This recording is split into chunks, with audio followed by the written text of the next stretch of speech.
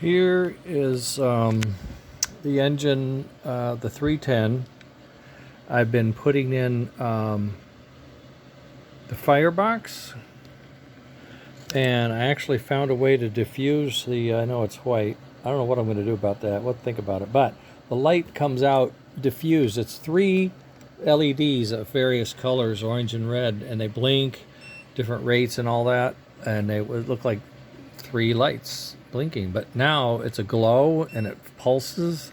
It's just that it has a white background. I'm not sure. I mean, you don't see the white when it's running, but when you shut it off, you do. So I don't know what we're going to do. I've added a headlight that I'm going to wire into the motor so that when the motor's running in forward direction, the headlight turns on. That's good. Working on the smoke link. I'm thinking about having a connector in here, like a 6-pin connector that everything unplugs here, underneath here, and that maybe we have something else that comes across here to hide all that. I'm not sure yet. Leon and I have been thinking about an ashtray. An ash, I don't know what you call it. It's something like this. We're thinking about something like this that covers everything up, and then you could have the connectors inside it. Ash box, under the firebox, ash box. Okay. What I was testing today was an idea. Well, we had done it this way before, where we glue it to the axle, but since I had my spacers for each wheel to be isolated from the power, I didn't think I could do this. And Leon suggested I go back and try it again. And I found that I had tiny magnets, not this big bazooka magnet. See that? These are very strong magnets, by the by. And I've hooked up my little meter to make a noise when the magnet goes past. You can see it, I hope. No, I tricked you. I moved. It moved again. There it is. So when it goes by the magnet, it's strong enough that it will trigger the magnetic switch.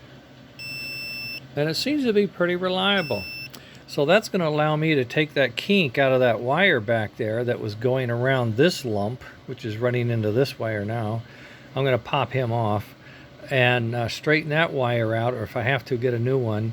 And then I got a little clearance issue with the back end of this thing, so I'm going to do some grinding on him. These wheels can move, so it's okay at one position, not in another, so I got to accommodate all the extreme positions. I do have all these black pieces. I had them, didn't get around to it. So I took one, I filed a flat spot on it, then I drilled a tiny hole, then a medium hole, and then the hole I needed, and then I did a press fit.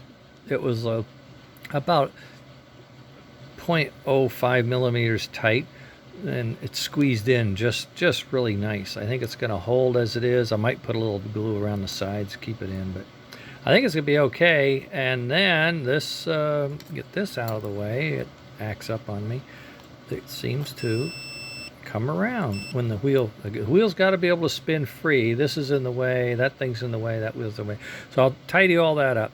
Then I'll change all the others, and that's easy. I'm not drilling holes in them. I just push them in, and it's fine. They're black. And if I have to, I can grind a little groove right here in the middle to get past this guy. But I think I got plenty of, I could put a wedge-like shape on it or just flatten it out. As long as there's enough hook there, it's a toy train, right? So, okay. But that's kind of the status of where things are. I've been fussing with this firebox for a long time. I had one, I ruined it. I had to just give up on that one, print a new one. But I came to my senses and did the right thing, and it looks like it's going to be okay for the time being anyway. These wires are, well, that's headlight wires. Smoke wires are actually on the smoke, so I'd have to turn on the smoke to show you, but I don't have it, so I can't. So I don't want to. I'd have to take it apart. I don't want to do that. Okay, so that's what we got done. Just like detail, down in the, oh my God, the bowels of the thing. And I'm struggling to find all my parts. I have built and sold or given away so many engines. I'm afraid I might have already run out of parts for finishing this. I know I have linkage, And I have this one steam chest, but I don't know that I have the lid, the boiler cover, or the cow catcher, so I may have to scrounge around and order some, or come up with something. I'd hate to have to print those things. I know they're out there. I think I'm going to do is buy two. Use one on this one and then use the other one to make a design so I have them all the time. Print them in 3D plastic black. All right, so motor's going to run fine. I think the trigger for the sound is going to be just fine. You've heard the steam whistle and the bell. You know that works fine. This thing is rolling really nice, much better now.